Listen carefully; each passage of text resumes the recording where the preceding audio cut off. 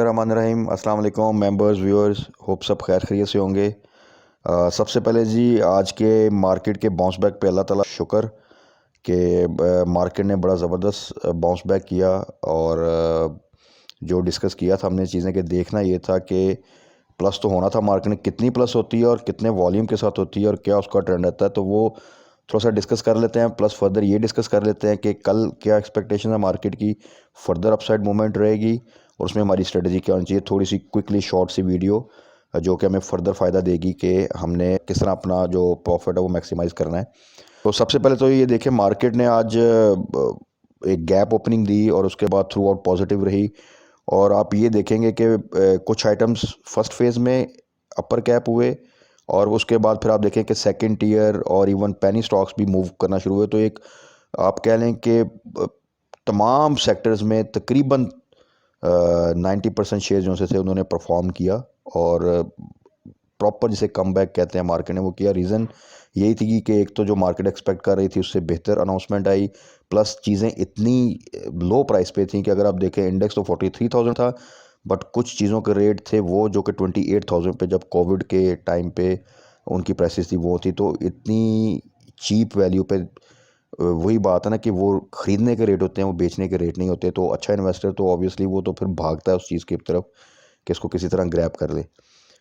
तो उसमें माशाल्लाह आज मार्केट ने अच्छा कमबैक दिया। उसके बाद दो न्यूज़ फर्दर जो आई हैं, एक तो पेट्रोल प्राइसेस डिक्रीज़ हुई, ये एक पॉजिटिव है कि आपकी जो इन्फ्लेशन है वो फर्दर अब एटलीस्ट जो सी है वो बढ़ेगी नहीं, ईज डाउन होगी। क्योंकि आपको पता है पेट्रोल प्राइसेस से कितनी चीज़ें रिलेट करती हैं आपकी इन्फ्लेशन के हवाले से। तो फर्दर एक प्रेशर जो है वो गवर्नमेंट पे कम आएगा। और नेक्स्ट पॉलिसी जो सी 24 को अनाउंस में होनी है, उसमें अगर ये पेट्रोल प्राइसेस इसी तरह इंटरनेशनल लेवल पे नीचे रहती हैं और पाकिस्तान में भी डाउन साइड पे जाती है, तो वो इन्फ्लेशन का जो एक प्रेशर होता है जिसकी वजह से मॉनेटरी टाइटनिंग करनी पड़ती है, वो मज़ीद प्रेशर कम हो जाएगा, which is again a very good news. तो एक आपको मोमेंटम अब मार्केट में नज़र आ सकता है। बस बीच में एक मिनी बजट कि किन सेक्टर्स के ऊपर क्या टैक्सेस लगते हैं और पॉलिटिकल साइड पे भी कोई इतना बड़ा इवेंट तो अभी फ़िलहाल नहीं आ रहा। अगर उस साइड पे कोई चीज़ होती है तो वो थोड़ा सा मार्केट को करेक्ट कर सकती है। बट इंशाल्लाह ताला कल भी मार्केट जो पॉसिबिलिटी है वो यही है कि मार्केट एक अच्छी पॉजिटिव मोमेंटम अपना मेंटेन करेगी। इंट्राडे थोड़ी सी एडजस्टमेंट करके एक अच्छी पॉजिटिव क्लोजिंग आएगी और बहुत से शेयर्स कल भी इंशाल्लाह ताला कैप भी होंगे और अच्छा परफॉर्म करेंगे। हमारी स्ट्रेटजी उसमें ये होनी चाहिए कि जो आज थी कि अगर तो वो कैप और नियर टू कैप हैं और अच्छी पॉजिटिव साइड पे रहते हैं, यानी आप कह लें कि 3-4% स्टैंड कर रहे हैं और मार्केट भी पॉजिटिव साइड पे फ्लक्चुएट कर रही है, तो देन आप होल्ड करें चीज़ों को। और अगर आप देखते हैं कि मार्केट प्रेशर में आ रही है किसी न्यूज़ की वजह से, नेगेटिव साइड पे आ रही है और वो शेयर भी जो से आप देखें कि नेगेटिव साइड पे आ रहा है, तो देन आप उसमें फिर जो है ना, जो शेयर आपकी बाइंग प्राइस से ऊपर है तो वहाँ पे आप उसको प्रॉफिट टेकिंग कर सकते हैं। अच्छा, दूसरी न्यूज़ एक और विच इज़ वेरी पॉजिटिव वो ये है कि आपको पता होगा कि प्रीवियसली जो टी बिल ऑक्शंस होती हैं उस पर कट ऑफ यील्ड वो इंक्रीज़ हो तो वो भी एक नेगेटिव इम्पैक्ट आता है मार्केट पे ऑब्वियसली। बट अभी रिसेंटली जो न्यूज़ आ रही है उसमें ये है कि जो लेटेस्ट टी बिल ऑक्शन है उस पर कट ऑफ यील्ड जो सी है वो डिक्रीज़ हुई है, which is again a good news और मार्केट के लिए वो अगेन इट्स वेरी पॉजिटिव। तो दो तीन न्यूज़ जो सी इस वक्त हैं वो फर्दर जो अच्छी आ रही हैं वो इंशाल्लाह ताला कल एक अगेन पॉजिटिव मोमेंटम मार्केट में जो है वो मेंटेन करेगा। उसमें हमारी स्ट्रेटजी वही तमाम शेयर्स जो हम डिस्कस करते हैं स्पेसिफिकली जो है वो मैं इसलिए मेंशन नहीं कर रहा कि ऑब्वियसली क्योंकि तमाम शेयर अच्छी रिकवरी में है और पॉजिटिव साइड पे हैं।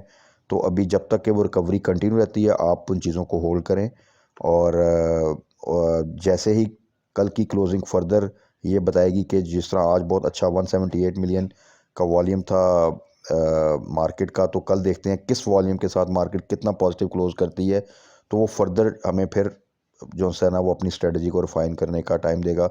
बाकी tree, tele, G tech, O G, P P L, इसके अलावा I D Y M, airlink, जो भी shares, double G L, triple G L, अगर कोई मेरे से मिस हो गए हो तो जो भी हम पिछले दिनों में जो जिन शेयर्स में आप डील करते हैं सीमेंट से रिलेटेड हों, स्टील से रिलेटेड हों, ऑयल एंड गैस से, रिफाइनरी से, वो क्योंकि तमाम ने परफॉर्म किया और होपफुली कल भी एक मोमेंटम रहेगा उनमें।